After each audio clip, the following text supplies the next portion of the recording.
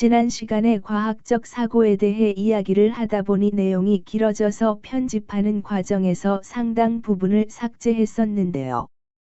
글을 써내려가다 보니 너무 주제에서 벗어난 과학 이야기로 흘러가서 이것은 다음에 기회가 있을 때 다루어 보도록 할게요.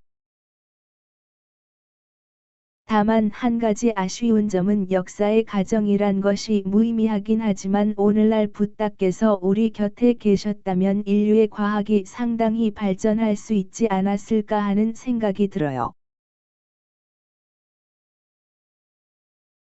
물론 붓다께서 지혜의 일부를 수행자의 언어나 대중의 언어가 아닌 과학의 언어로 풀어내신다는 가정에서 그렇다는 말씀이에요. 또한 붓다께서는 수행자들이 스스로 알아내도록 말씀을 자세하게 해주시지 않은 부분들이 있죠. 윤회에 대해서도 자세하게 말씀을 해주시지 않아서 오늘날 불교 신자들조차도 윤회를 이야기하면 이것이 진짜 있는지 없는지 모르겠다는 분들도 계시고,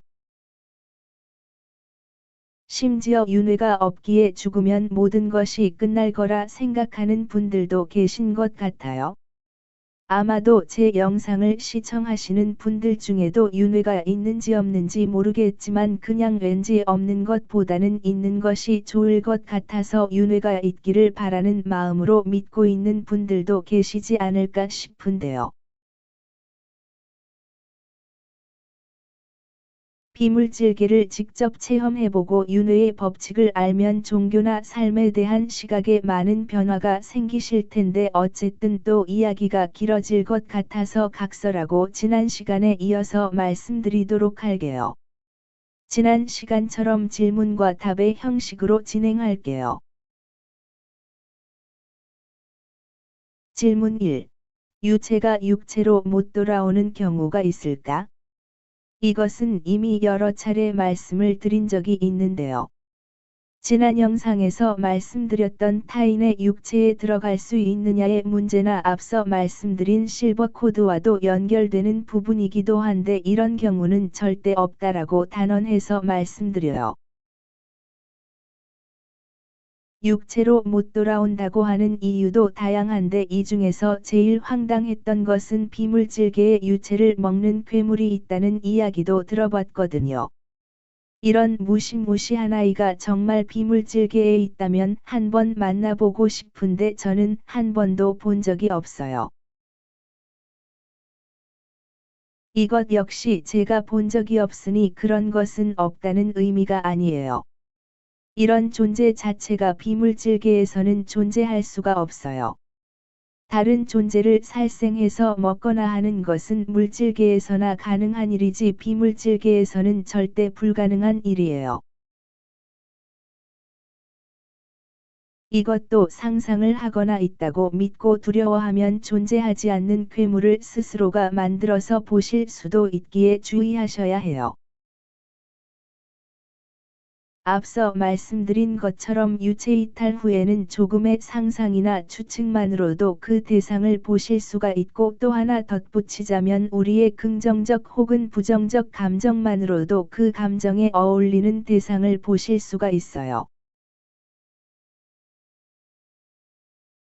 이것은 유체 이탈 시에 귀신이나 괴물 같은 무서운 존재를 보게 되는 이유를 말씀드린 적이 있어요. 영상을 봐오신 분들이라면 잘 아실 거라 믿어요.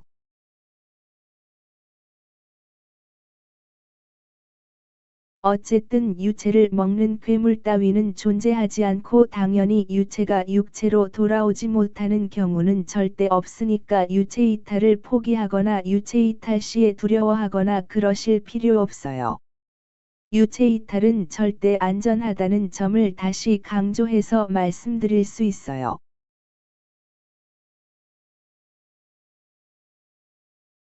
질문 2. 유체도 충전이 필요할까? 충전이라는 표현이 재미있긴 한데요. 핸드폰도 아니고 어디에 배터리나 충전기가 따로 있어서 충전을 하고 그런 것은 아니고 유체는 의식체이기에 우리의 육체, 그리고 생각과 마음의 영향을 직접적으로 받게 되어 있어요. 그렇기에 몸이 건강하지 못하거나 마음이 평온하지 못하면 유체가 약해질 수밖에 없거든요. 따라서 육체를 건강하게 만들고 마음을 평온하고 행복하게 만드시는 것이 바로 유체를 강하게 만드는 방법이에요. 따라서 유체를 강하게 만드는 방법은 수행을 하시는 것이 가장 좋고 함께 운동도 열심히 하시면 더 좋아요. 수행을 통해 몸과 마음을 건강하고 청정하게 만들면 유체도 에너지가 넘치게 되는데요. 원격 치료도 이럴 때 하시는 것이에요. 유체가 약할 때 원격 치료를 하게 되면 피치료자에게 별로 유익하지 않은 결과를 가져올 수도 있기에 이런 점을 주의하셔야 해요.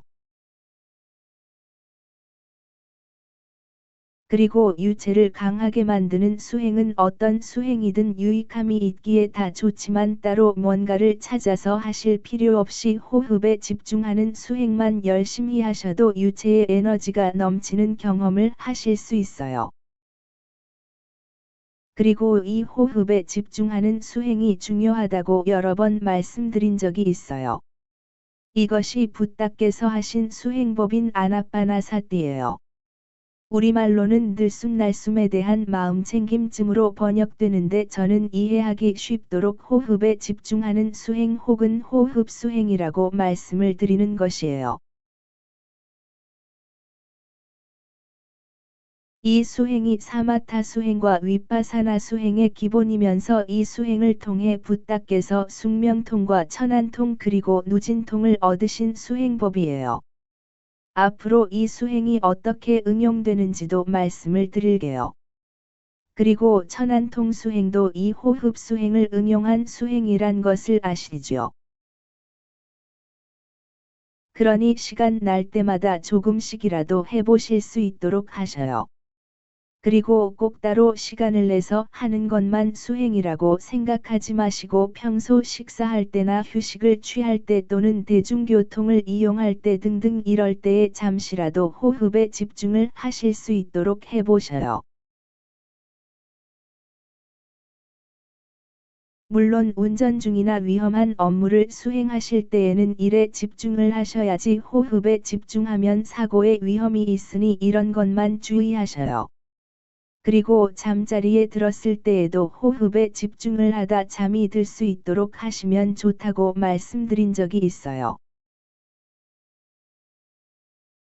이렇게 하시면 잠에서 깨어날 때에 자신도 모르게 호흡에 집중하고 있으면서 깨어나는 경험을 하시게 되고 수행을 하기 위해 앉아서 눈을 감았을 때나 자려고 누워서 눈을 감았을 때의 하얀 빛의 무더기가 마치 겨울철 콧김처럼 얼굴 앞에서 길게 호흡을 따라 코로 들어오고 나가는 것을 보실 수가 있어요. 이 정도 하시면 호흡 수행을 잘하고 계시는 것이에요. 하지만 이렇게까지 안 하시더라도 괜찮아요. 잡념이 없이 집중만 잘하실 수 있는 정도까지만이라도 하시면 깨달음 못지않은 유익함들이 많으니까 집중만이라도 잘하실 수 있도록 하셔요. 물론 이렇게 집중만이라도 잘하시다 보면 어느 순간 빛의 무더기가 호흡을 따라 움직이는 것도 보실 수가 있고 또한 여러 다양한 체험들도 하시게 될 수도 있을 텐데 만일 이런 체험들을 하지 못해도 집중력만 좋아진다면 호흡 수행을 응용해서 여러 유익한 수행들을 하실 수가 있고 또한 집중력 하나만으로도 유익함이 많으니까 집중력에 초점을 맞추어서 열심히 해보실 수 있도록 하셔요. 그리고 참고 영상이 있어요. 언제나 그렇듯 음성 녹음은 안 했으니까 불편하시더라도 천천히 읽어보셔요. 감사합니다.